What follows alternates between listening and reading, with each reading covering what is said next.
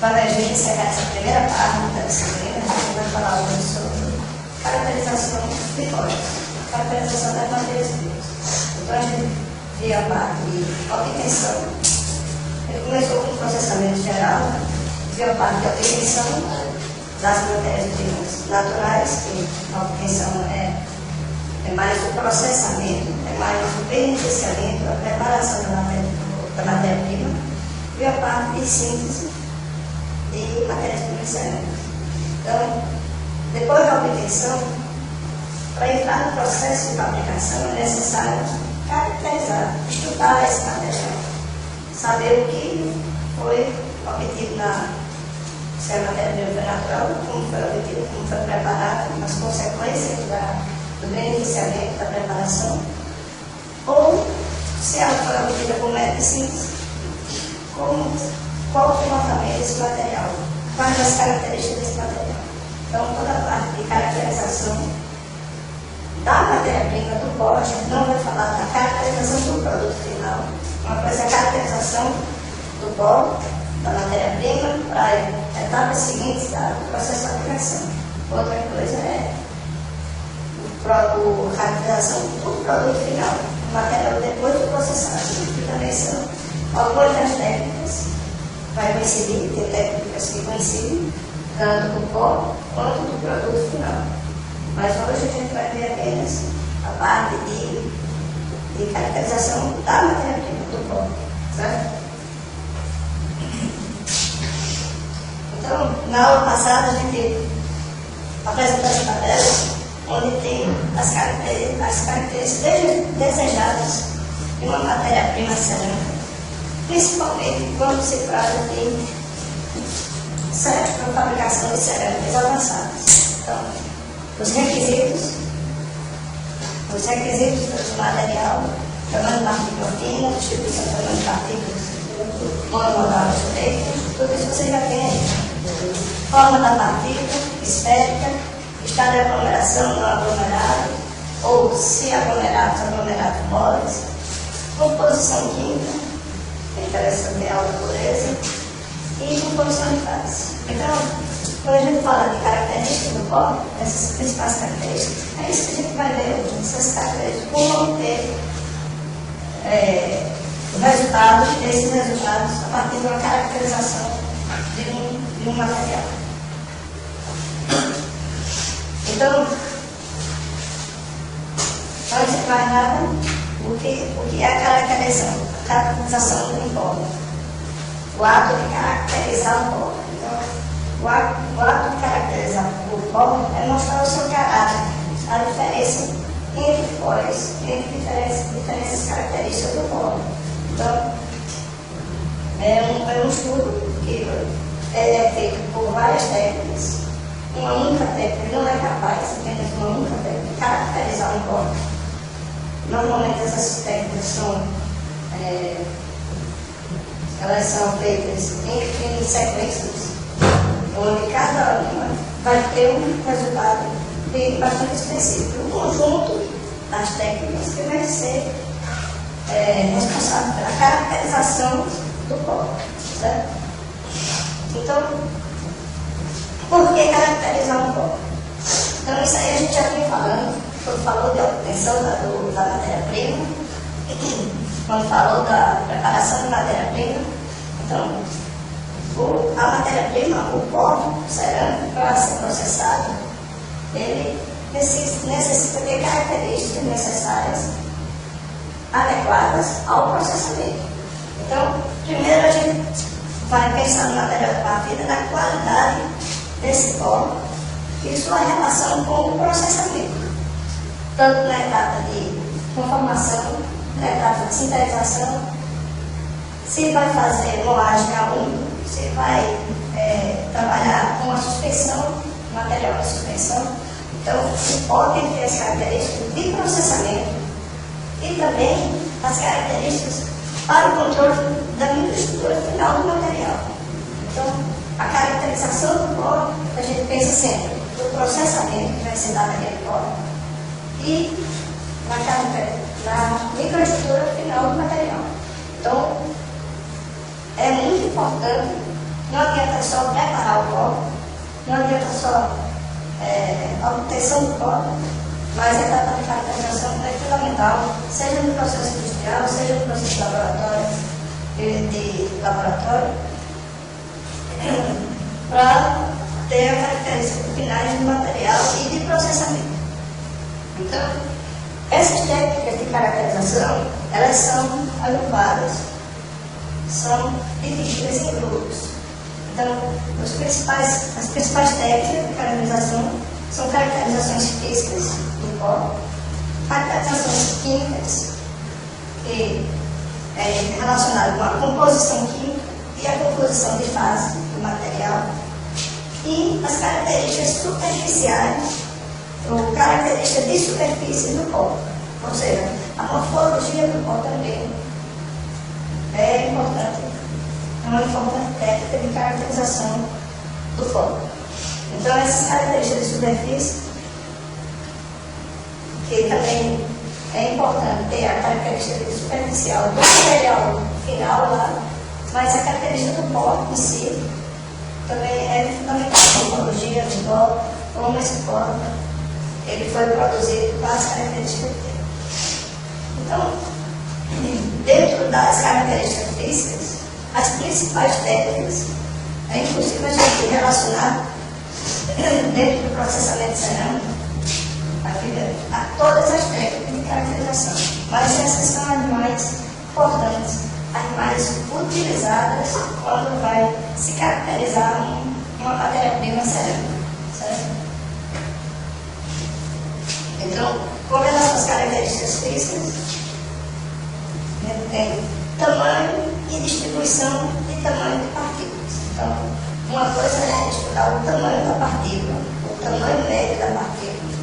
Outra coisa é estudar a distribuição de tamanho daquele material, daquela matéria-prima, das partículas que foram processadas, das partículas que foram obtidas.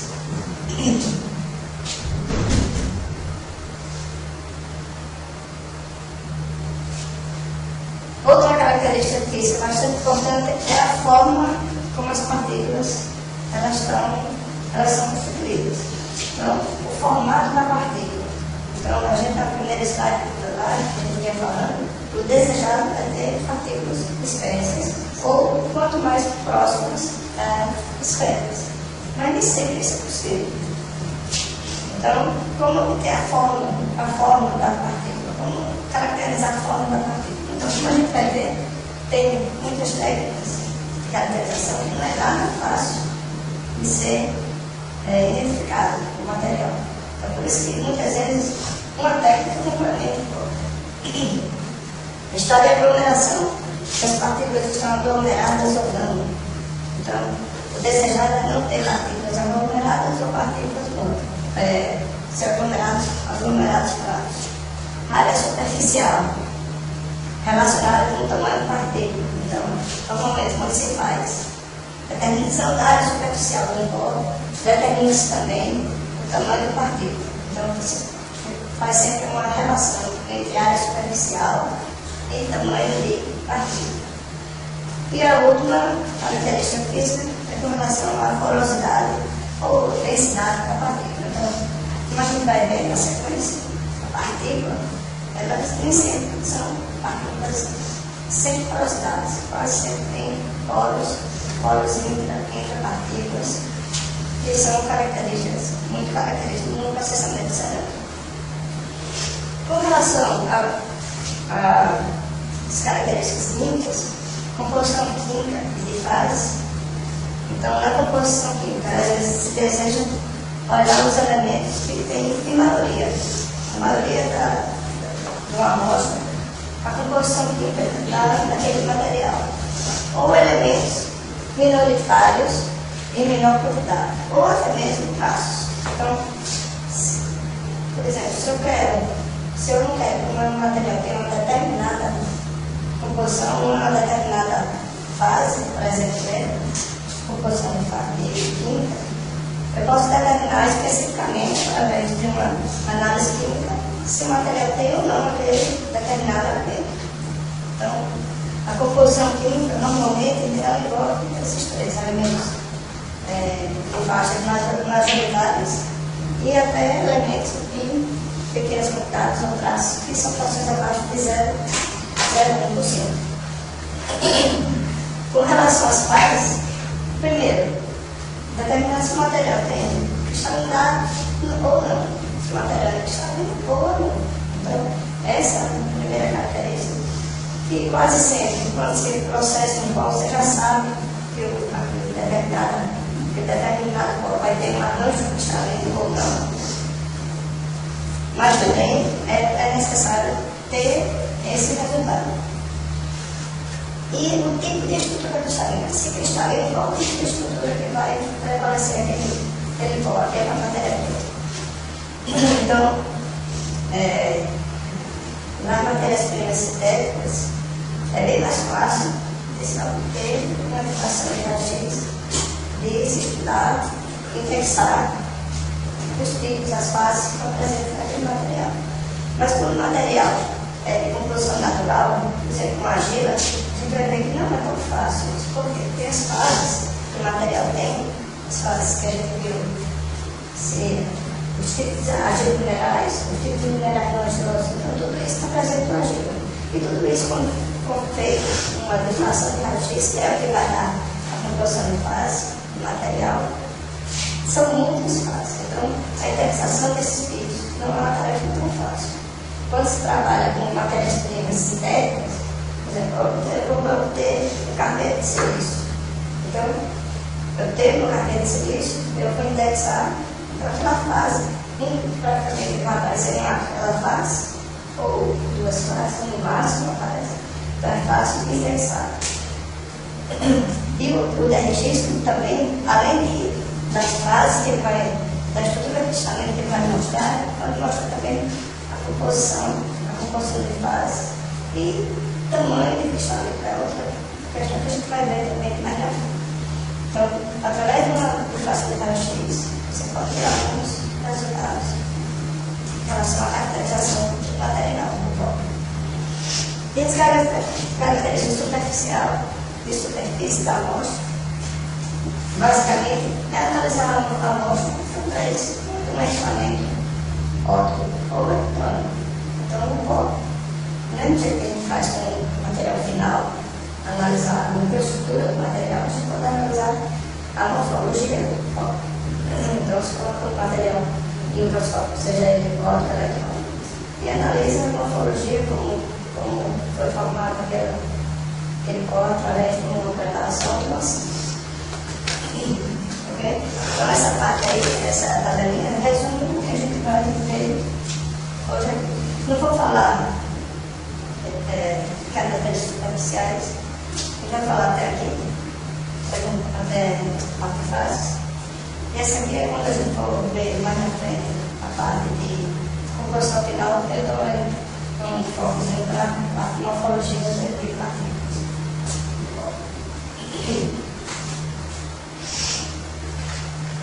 Então, a extensão da caracterização. Quantas técnicas a gente deve fazer no nosso material para caracterizar o material? Esse mundo não existe. A caracterização é feita de acordo com a necessidade. Se é necessário fazer 10 análises de caracterização, tem que fazer 10 análises de caracterização para ter um resultado coerente, um resultado que a gente possa ter, que possa ter consequência no processo também da estrutura do material. Então, essa extensão, a quantidade de caracterização é muito variável. Às vezes, principalmente quando se trata de materiais cerâmicos tradicionais e cerâmicas avançadas, essas técnicas já diferenciam bastante. Às vezes, uma cerâmica tradicional, de processamento, para fazer uma cerâmica tradicional, basta você fazer análise do pó, distribuição da partícula do pó, composição química, você já satisfaz a caracterização daquele material para processar, para no final você caracterizar apenas o produto final. No entanto, quando se trata de cerâmicas avançadas, essa parte de caracterização envolve vamos dizer assim, um número maior de técnicas de caracterização do pó. Ou seja, a cerâmica avançada necessita que esse pó seja altamente caracterizado, diferentemente das cerâmicas tradicionais. Então, também existe essa diferença e é bastante comum. Então, quando a gente faz análise do material, uma cerâmica tradicional, normalmente a gente faz mais a caracterização do produto final. Do pó é feito também, quem sabe a composição química que faz, mas são técnicas bem mais, vamos dizer, menor quantidade das características.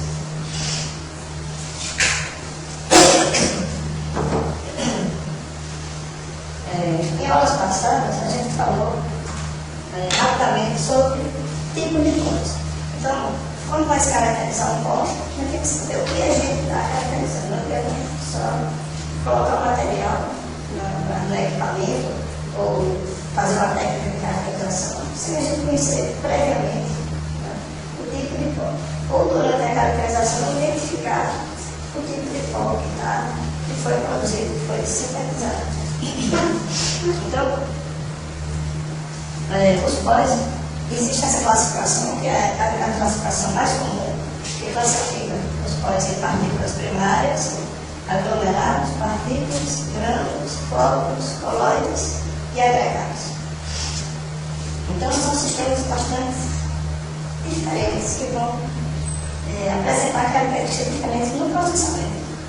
Então, quando a gente fala de partículas primárias, a gente está falando vamos dizer, da menor divisão, da menor capacidade de uma partícula ela ser caracterizada.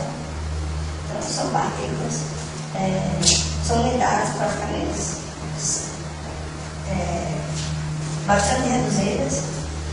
Em relação ao tipo de diâmetro da partícula? Não só o diâmetro, é o tipo de forma de diâmetro. Claro que está relacionado com o diâmetro, mas a construção mesmo do pó, do material. Mas está relacionado também. Se a gente for fazer uma comparação, por exemplo, a partícula aglomerada vai ter um diâmetro bem maior. Já maior do que a partícula primária. Os colóides já maior do que os aglomerados. Os colóides, aí você tem um colóide da outra bem mais. Então, para facilitar essa divisão, que a gente tem aqui um aglomerado. O que é um aglomerado? São partículas primárias.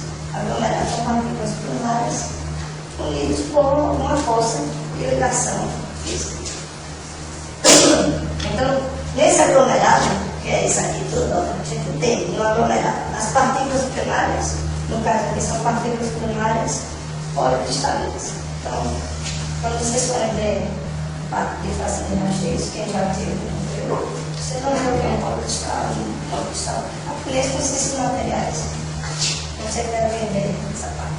Então, aqui na parte, essa partícula primária policristalina, ela não tem uma ordinação polimeira. Ela é ordenada parcialmente. Então, aqui essa aqui forma uma partícula primária, essa aqui outra partícula primária, outra partícula, outra. Então, isso tudo aqui é um aglomerado. Aglomerado é a união de partículas primárias. E o termo partículas, normalmente, quando não faz distinção se é uma partícula primária ou aglomerado, se chama-se partícula. Então, normalmente, quando a gente fala de matéria de pó, de matérias que também sempre faz relação com partícula. Então, reforçando que eu já falei isso, a gente não deve.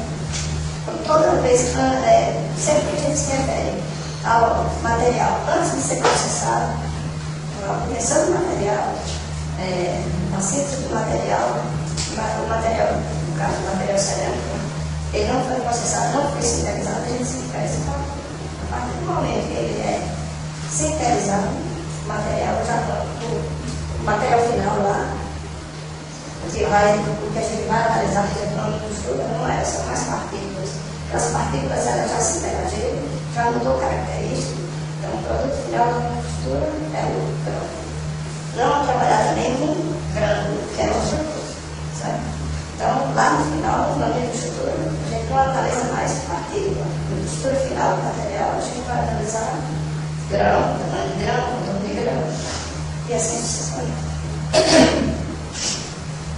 Então, essa representação vai mostrar que essas partículas primárias, elas têm uma chamada porosidade intrapartículas. Então, as próprias partículas, elas podem conter ou não porosidade. Então, é determinada, na caracterização, é determinada se a partícula tem ou não porosidade. E se de um aglomerado, existe também questão de porosidade, aqui no caso a porosidade da partícula, e existe também a porosidade entre os grãos, porosidade intragranular, entre o aglomerado. Então, essa representação a gente tem partículas primárias aglomeradas e a contenção de poros entre as partículas primárias e entre os aglomerados. Partícula, a denominação geral, quando a gente não distingue um ou outro, e grânulos são aglomerados, sempre são aglomerados que são inclusivos a formar aglomerados. Então, muitas vezes, eu acho que vocês vão lembrar que eu já falei disso, no processamento cerâmico, para a gente minimizar o efeito de variação de tamanho de material, de partículas, a gente granula o material. Então, lá no processamento de revestimento cerâmico, tem a questão de atomização do material, granulação do material, que visa exatamente formar grânulos que vai homogeneizar o tamanho do material e evitar problemas de processamento e da textura final do material. Então, o grânulo é um aglomerado de partículas de maneira forçada, inclusive a material aglomerado. E homogeneizar o tamanho do material da partícula. Flocos também são aglomerados. Eles são aglomerados em suspensão. Então é altamente desejado ter flocos durante o processamento cerâmico. Então você vai fazer uma suspensão cerâmica, é desejado ter a formação de flocos, que ali vai prejudicar a etapa do processamento. Colóides. Quando se trata de partículas coloidais, é um sistema bastante específico. Então, nesse sistema a gente vai ver que existe a classificação em relação ao tamanho do material, desse tamanho do material. E essas partículas coloidais são partículas bem pequenas que trabalham em sistemas específicos, sistemas de tamanho de partícula específico. Então, praticamente é um processamento à parte, um processamento de partículas coloidais. E agregados, os agregados são partículas que têm tamanho, se falar em dimensão, tamanho maior. No concreto, eu falei para vocês, no concreto, a gente tem abrigo e tem o cimento. Então, isso aí, o abrigo é um agregado e o cimento é um ligante. Caso é esse sistema, é o sistema mais comum que a gente falar em pós e falar de agregados. Certo? Então, a classificação com relação ao tamanho, a gente tem a partícula coloidal, o pó, no caso o pó, a partícula coloidal, a partícula, grânulo e agregados. Então, a parte do tamanho, normalmente, que eu não gosto muito de estipular tamanhos assim específicos, mas esses são tamanhos que são diferenças clássicas em relação ao tamanho de matéria. Então, uma partícula coloidal, trabalha essa taxa de 1 nanômetro até 1 micrômetro. Então, até 1 micrômetro é considerado um sistema coloidal. As partículas vão funcionar no sistema coloidal. Se elas trabalham essa taxa de tamanho, já é um pó ou uma partícula, pode ser uma partícula primária, uma partícula aglomerada,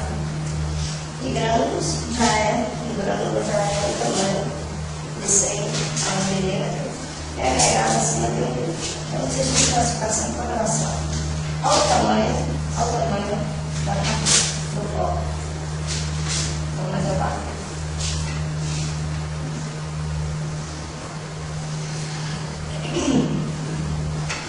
Então, vamos lá para a nossa primeira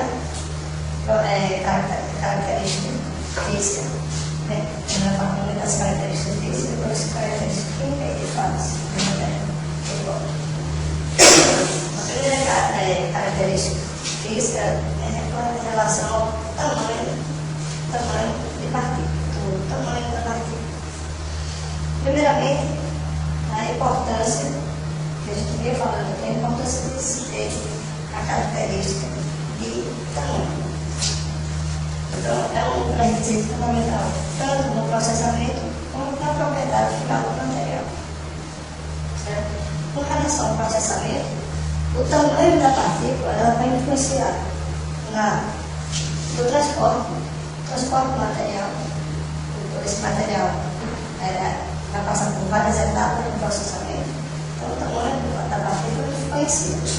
Então, na segunda parte do texto, a gente vai ver preparar uma pequena parte antes de compactar o material, tem que transportar o material. Então, você vai ver problema de segregação do material ser classificado de acordo com esse tamanho, um problema relacionado ao transporte desse material. Então, quando você faz de tamanho diferentes, é problemático transportar esse material de uma etapa para outra do processo. Com relação à compactação e sintetização do material. Então, tudo isso a gente já vem falando. O tamanho da partícula vai influenciar na compactação, no compactado do material, vai influenciar na sintetização do material. Então, isso aí apenas a gente vai estar reforçando o que a gente já vinha falando anteriormente. Com relação à microestrutura, o tamanho da partícula é diretamente relacionado à microestrutura do material. Então, quando se deseja trabalhar com microestruturas finas, é necessário ter uma partícula inicial, pequena. Quanto maior for o tamanho da partícula, mais grosseiro vai ser a microestrutura do material. E, consequentemente, essa microestrutura ela vai dar resposta às propriedades do material. A microestrutura vai estar diretamente ligada à densificação do material e às propriedades mecânicas do material. Então, pessoal, o problema de tamanho de partícula não é uma característica, é uma caracterização tão fácil de ser feita. Quando se trata, a gente tem dois sistemas de partículas. Quando a partícula é esférica, isso é muito difícil, a gente está sempre mostrando. Não é uma síntese, não é tão fácil de obter partículas esféricas. Mas quando a partícula é esférica, a medida do tamanho, a medida do tamanho da partícula esférica é fácil. Então, basicamente, a partícula esférica, o diâmetro daquela esfera é o tamanho da partícula. Então, mas quando a partícula tem um formato irregular, a gente vai ver as formas das partículas, tem várias formas das partículas. E aí, como é que a gente vai determinar o tamanho da partícula que não tem um formato esférico? É isso aí que é uma questão bastante complicada. Então, muitas vezes, é mais interessante determinar o tamanho médio daquele sistema ou a distribuição do tamanho das partículas do que unicamente o tamanho específico de uma partícula. Principalmente quando se trabalha com materiais, mais de um tipo de material para ser processado, essa questão de distribuição é mais importante. Distribuição do tamanho das partículas, então, é mais utilizado que o tamanho da partícula. Então, o tamanho da partícula também é influenciado pelo método, o método que é utilizado para a obtenção desse tamanho. Então, dependendo do método que vai ser utilizado para determinar o tamanho da partícula pode ter um tamanho ou outro. E aí, como é que a gente faz o estudo em relação ao tamanho? Se eu determino, por exemplo, vou já jogar nomes aqui de método de determinação do tamanho, microestrutura, micrografia, é um método. Segmentação é outro método. A gente pode segmentar o material, determinar a velocidade de queda do material e relacionar com o tamanho. Então, se eu já termino por um método, eu não posso comparar com outro método de determinação de tamanho. Então, dependendo da técnica, eu vou ter tamanhos diferentes. Então, para a gente fazer um estudo comparativo, a gente tem que utilizar esse técnico. Não adianta a gente fazer um comparativo de um determinado trabalho, que é um dedo com a de um copo, com outro, você não utiliza a mesma técnica.